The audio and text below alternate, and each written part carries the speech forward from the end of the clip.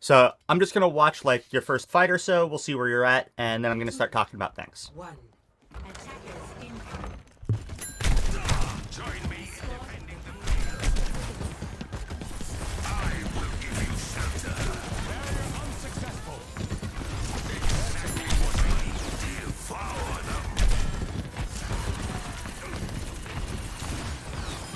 There's much for you to do.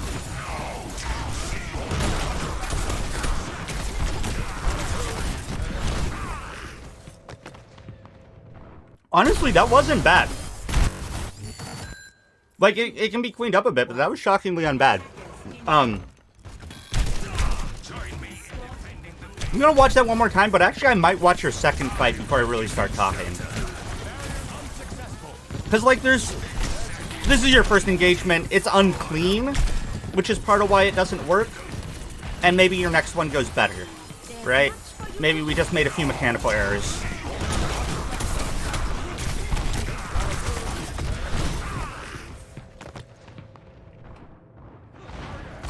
And, like, there's some awareness issues, I think, maybe. But, yeah, I'm gonna watch one more fight, actually, and then I'll talk. I tire of these games.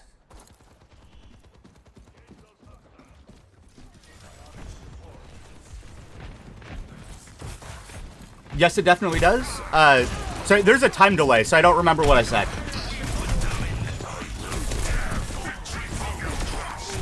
Nice.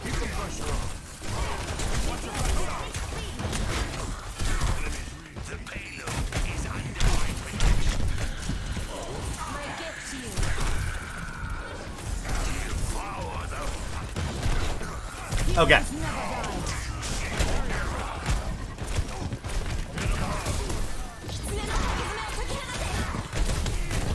You are like I mean, we're a minute and a half in. There might be a lot more. So, like, take this with a grain of salt. But from what I've seen so far, you're like 2 small steps away from a diamond Ramattra. You're so close. You're so close to having the playstyle right.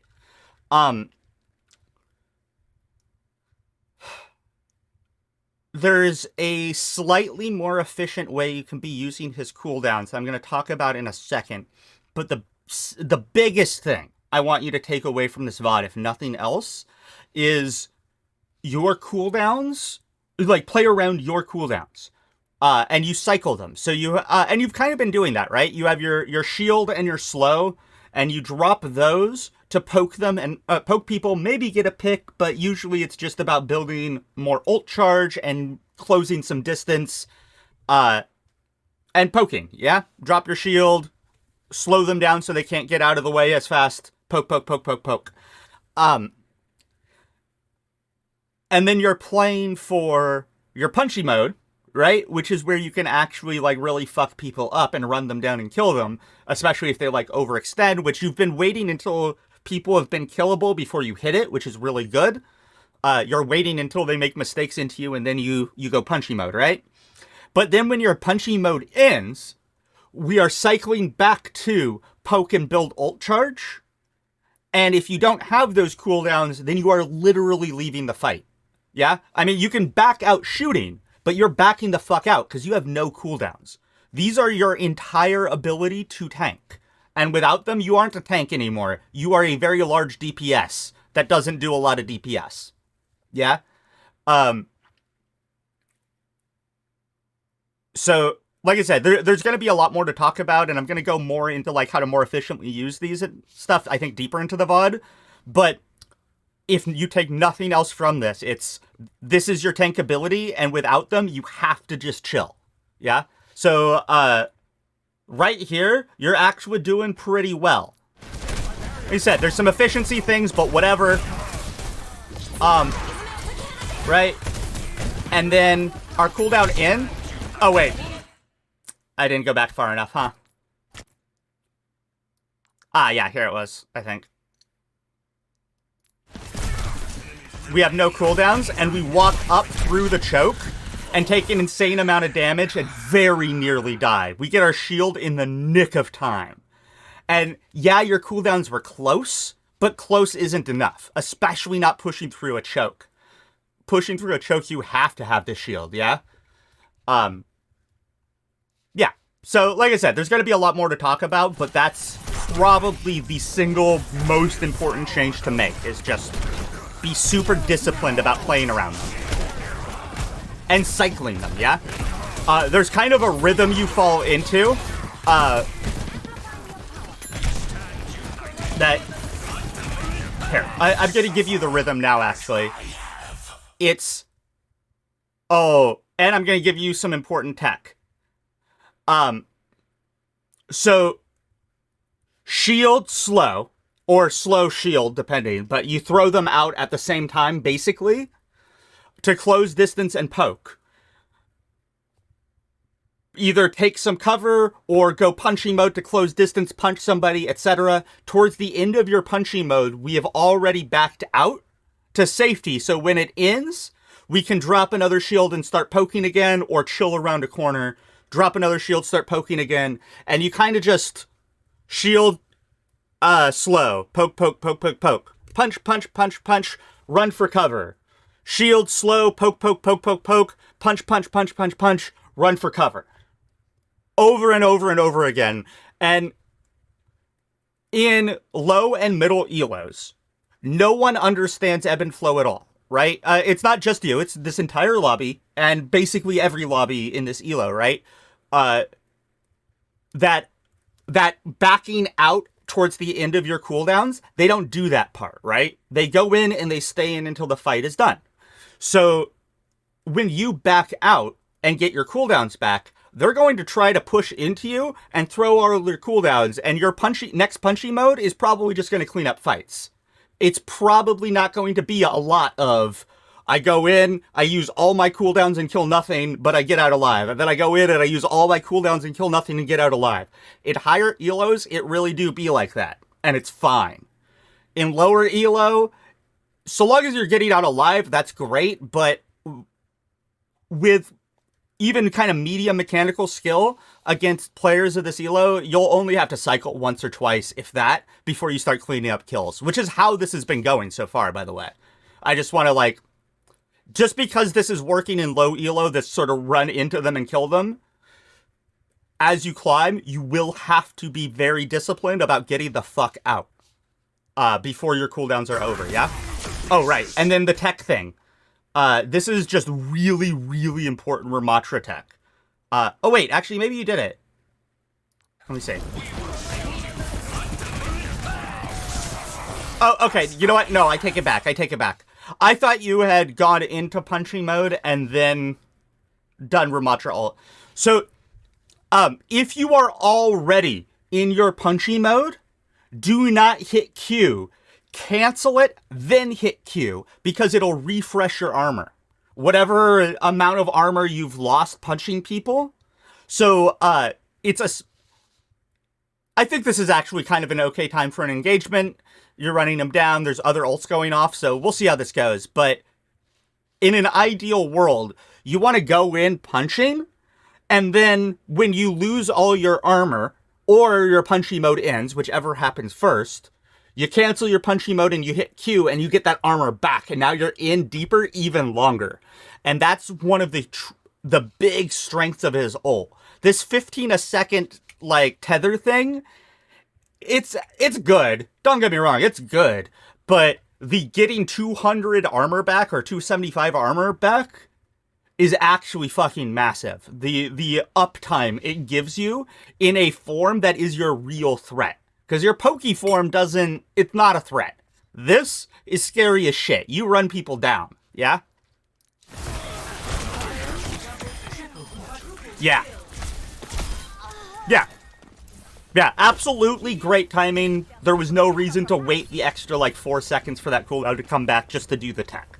But if you were not already aware, I didn't realize the armor regen part of this. Yeah, that's a really big, really important ram tech. Like I said, the uptime that can give you in a mid fight is fucking massive. It also means not that it's necessarily the best use of your ult, but sometimes you can pop it just to fucking get out alive so you can then re-engage and not just lose a fight, right? Ideally, you use it to, kill them all, but remember that you can use it to live if you need to, yeah? that armor is a huge damage reduction. That's actually kind of massive. 200 armor is like over 9,000 HP. Yeah, it's what, a 40% damage reduction, and I think you get 275 armor. So I'm not going to do math, but let's say that's roughly 500 damage that you can absorb. It's probably less than that. Like I said, I'm not going to do the math at all. You can if you want. It's actually probably closer to like 350, 400, but... Oh yeah, and then your block does a ton. You know what? I want to watch this fight popped out because there's another important thing I think we need to understand about tanking in general, right?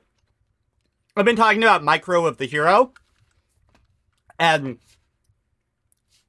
correct me if I'm wrong, like if you have any questions about it, but I think you get what I'm talking about, right? Like, it's not massive changes from what you're already doing. It's just sort of refining your playstyle and making it a little bit more disciplined in the ways that I talked about, right? But for more macro analysis of this game, before we even watch this fight, I don't even really know what happened. I was kind of eating snacks and talking to chat, I'll be real, so I missed kind of what happened until suddenly you were dead in the middle. So, before we even watch this, I'm just going to draw the cart path, and we'll call this main, right? And then we have an outer lane that we'll call right side. And we have an outer lane... Oh, wait. Whoop. Boom. Sorry. That we'll call left side. Okay? Boom.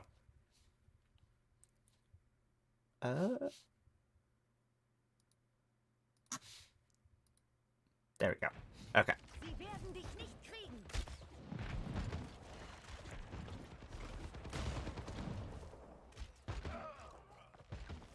Alright, our soldier dies a little early. It's unfortunate.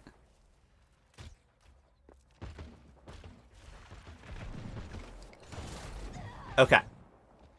So, see how the fight flows and where everyone moves?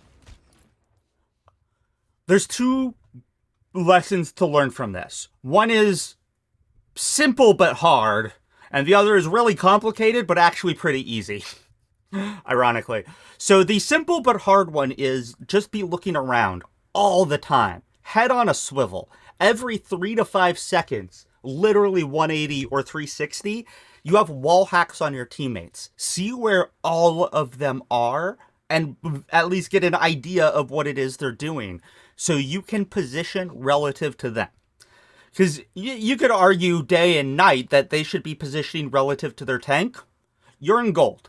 They don't know how to position relative to you. Even if they're trying to, they don't actually know what to do. And you can absolutely position relative to them. And in an ideal world, actually, all of you are positioning and repositioning relative to each other and what's going on in the fight. Your DPS might have to move to a new angle. And if you catch that out and you complement that angle in ways I'm about to talk about, the complicated thing,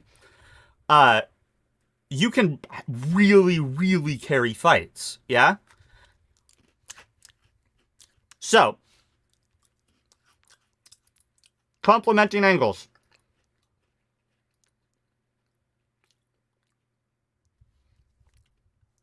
The first thing to understand is that your, in simplest terms, overarching goal as a team, as a whole, is to get angles on the enemy team that deny them cover. To surround them, basically, without letting them surround you.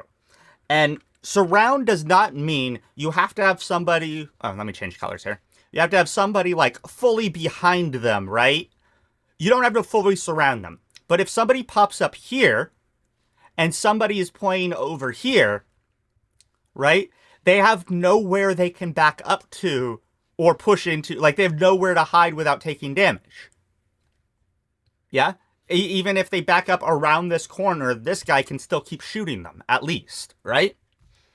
And And it's really, really hard to deal with being shot from multiple angles. This absolutely destroys teams in top 500. This destroys owl teams. Like, this is the strategy, is who can surround whom first. The 5D chess of this game. And at the highest levels, you end up with a lot of 1v1s and 2v2s on these off angles, because whoever gets that ground will probably win the fight. Not always. It's not like a set in stone sort of thing, but it is a massive advantage. It's huge.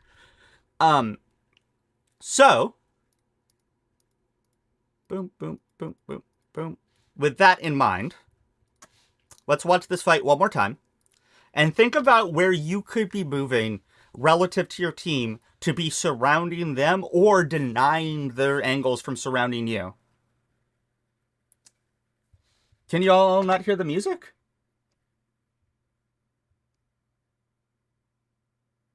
It says it's playing. Like, my OBS is showing it. I hear it? Okay.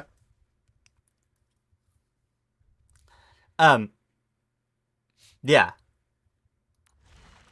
Boom. Right, so our DPS start pushing up this way. So immediately, I mean, you are using the cart for cover, which is good to start pushing up, but I'm not saying you can just immediately walk here sort of thing, but you should be looking to push up to this outer lane, right? And start pushing these guys back. And you can, like, use the cart as it comes around to do that, and you kind of do, right? I'm not saying this is, like, you're not doing any of this. I just think it's not necessarily, like a lot of it's just sort of instinct, right? You're just sort of moving and doing.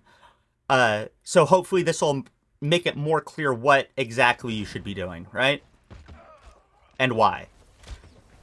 And here, we're chilling behind the cart. We still got DPS over there. We should still be pushing to take an angle, right? Deny, or like get those angles around them that deny them this path around you and get you a free path into the back line, right? But now these guys are backing up. This guy's pushing in. Again, we can still be counter-rotating this way. We could also look to, second play you can make, you can look to deny the enemy off angle. Help your DPS out. So, like, as this Hanzo wraps around to this side, which he's about to do, you can look to wrap around here or come in down here and push this Hanzo back while your Hanzo comes up here like he's about to do. Boom. Right? But Hanzo gets to take some shots on our Mercy. Luckily he misses, but the Junkrat gets our Kiriko right behind us, right? And now, I mean, granted, you're down 2 people, so this fight is pretty much over anyway, but, like, see how they're starting to get angles on you? You want to be backing out towards spawn because the fight is over, but you also want to be backing out this way because, again, angles, right? It prevents this guy from getting behind you and cutting off your escape. Whether or not a gold Junkrat does that, dubious, but if he's smart, he should, and then you don't get out alive. And if you get out alive, you get to poke more for your ult and get your ult faster, and your ult is OP as shit. A huge part of his playstyle literally is just get your ult as fast as you can. That is a large part of his playstyle. That is almost the entire part of the pokey part of his kit, is get your ult as fast as you fucking can. Because it's so OP, and because it gives you a second punchy form, which is so OP. So, recognizing what's happening here and backing out to deny them cutting off your retreat and to get out to keep poking, right? Hopefully that all makes sense. Oop, wrong. No, there we go. So, we'll watch another fight or two of your attack, and then I want to see how you defend. Have to turn the volume up to the max to hear it. Here, I'll turn it up a bit. 1 second.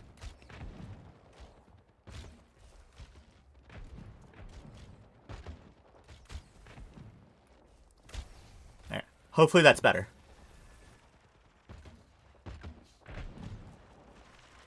Fire in the hole! Oh, whoops. Looks like you got res, so I'm gonna back up here a bit and see... Oh no, you came back to the fight. Okay. So yeah, let's watch this one popped out too. I'm not gonna draw on the map again, but just like, think about those things, right? Think about how you would surround them, and also think about like how your team is moving and how you would have to like, what you need to do to know where they move, yeah? When you need to be looking. Which generally is before you move, right? And also just periodically throughout the fight. Here, you're in the middle. You're surrounded by people, right? And it's really hard. But if, rather than fighting right on the cart, you push around like this side, right? Again,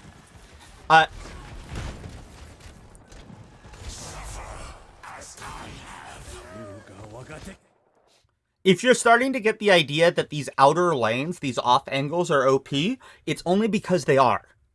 And it is an egregious crime that low elo does not abuse them because it's so easy to do that. Literally just walk there. And this is, like I said, it's not a guarantee surefire thing, but it's a massive advantage regardless of your mechanics in any elo to get angles on the enemy. It's just a fundamental, right? It's just a fact of combat.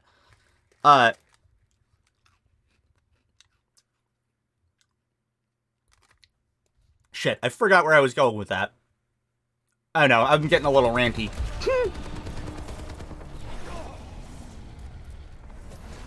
Oh, right.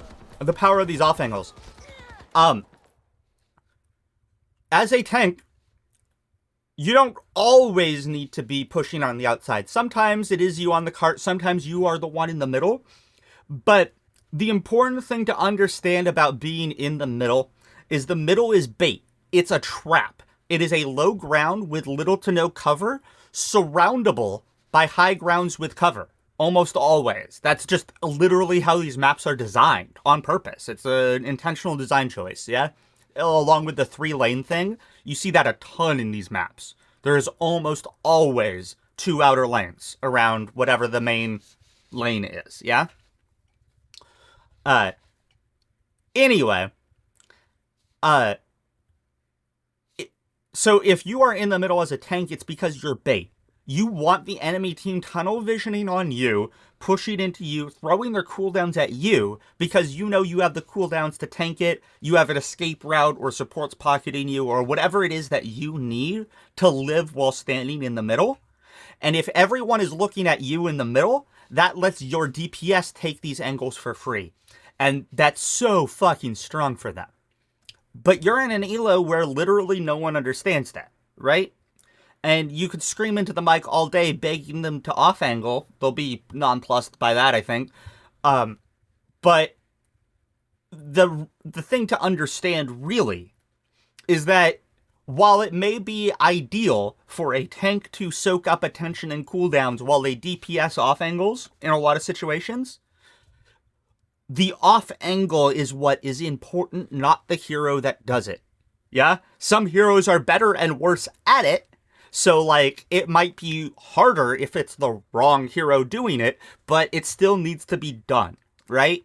So, what I mean by all of this is look around at your team. And if you see your team, your DPS flanking and off-angling, sync your timing with them, because in this elo, they're not going to sync with you at all. And when they go in, you go in, baiting as much attention as you can for them and pinching them with whatever flanking DPS, yeah?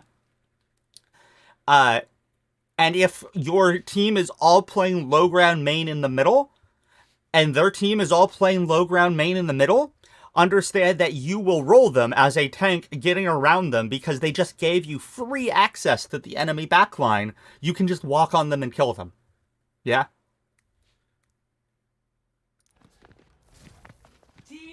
Which, again, the 5D chess of this denied them from doing that to you, right? Because if they get free access to your backline, things get real rough. For myself, I have. Let's kick this off. Your efforts will be rewarded. Within the crowd.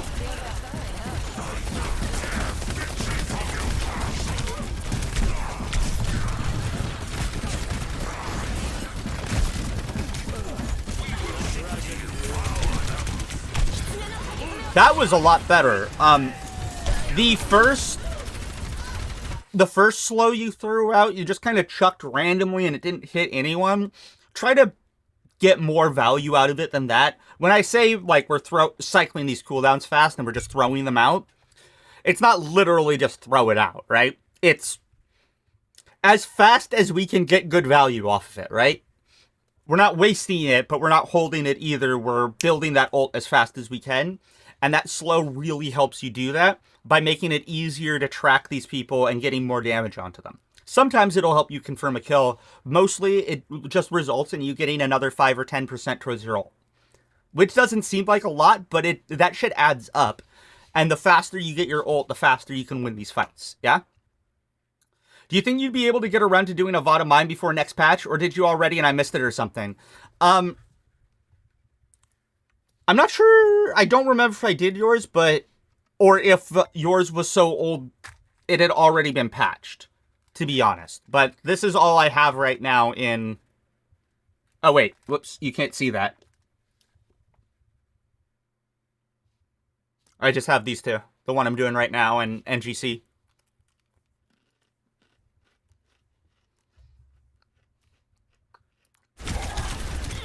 Heroes never die.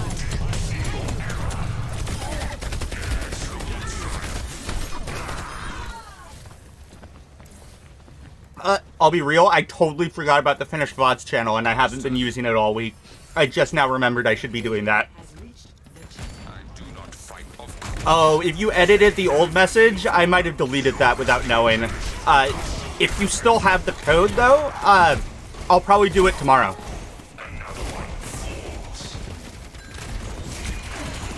Yeah. Okay. I'm gonna go and watch a fight or two of your defense, because this is going to be just more of the same, yeah? Let's see if there's anything different here. I do not fight for myself. Attackers incoming. Stop the payload. Let's go. Take everything from them. Okay. See where you're standing right now? This is where you should have been this entire time. This is, I think, the last lesson. I get that you're a tank, and you got a shit ton of HP and cooldowns and all kinds of good things, and it's really fucking hard to take you down, right? It's kind of the whole point of your class, it's hard to kill you.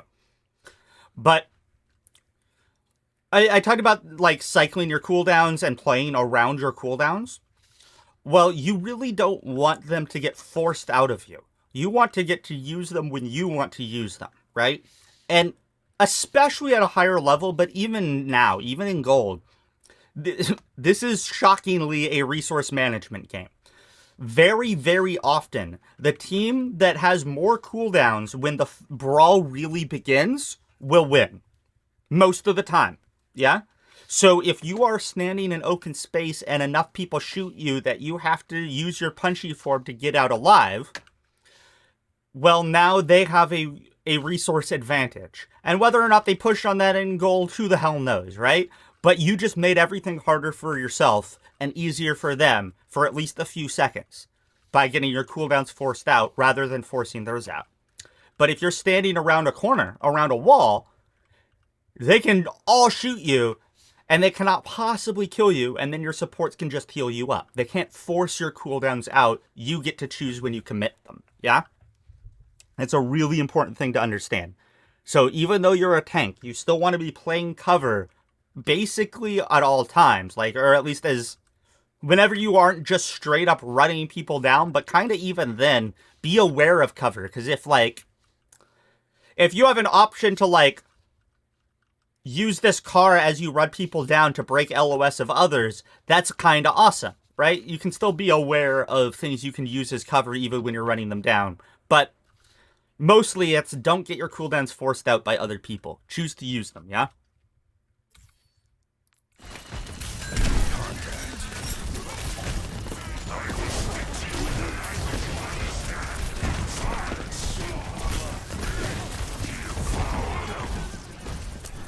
That was a good slow. Putting slows on corners is really good, by the way. On corners and in chokes like this. Okay. I want to see that slow. I think you just mechanical error, but no, that is where you threw it. Okay. Throw it behind them. Right? Like, make sure you throw it behind them so they have to back up through all of it. Don't just throw it at them so they're in the middle of it. Because if they push forward into you, that's good. You want them to push into you, then you can just kill them even easier, right? And then otherwise, the longer they have to go through this slow, the easier it is for you to stay on top of them and kill them.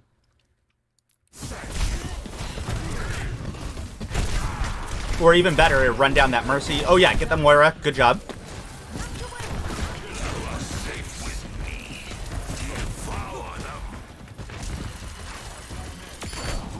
Nice, good kill. Yeah. We'll watch this next ult, but I think I'm basically repeating myself at this point. If you have any questions, please feel free to ask. And, like, if you want to submit another VOD, also, where you're, like, working on this stuff, please feel free.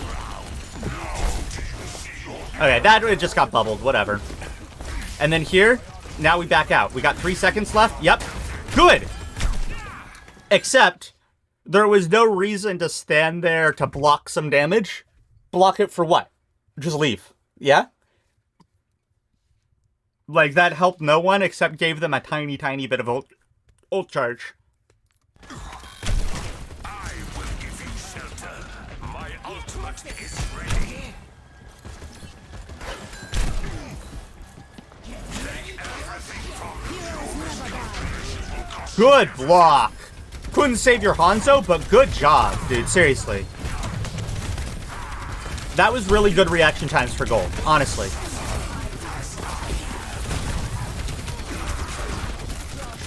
I am old and slow, and I only give myself like 50-50. I block that.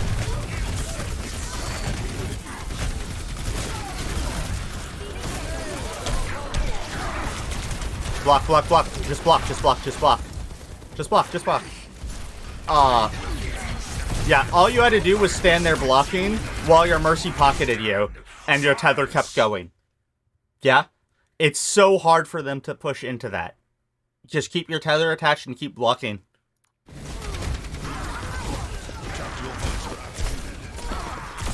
Good job.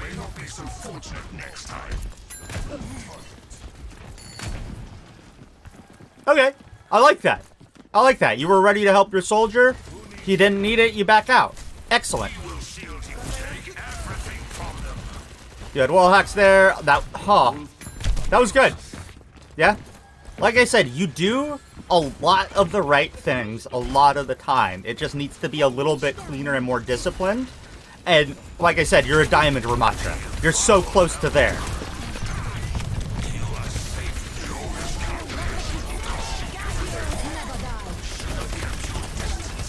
Mercy, mercy, mercy. You lost track of her. Oh wait, was that your Mercy? No, that was their Mercy.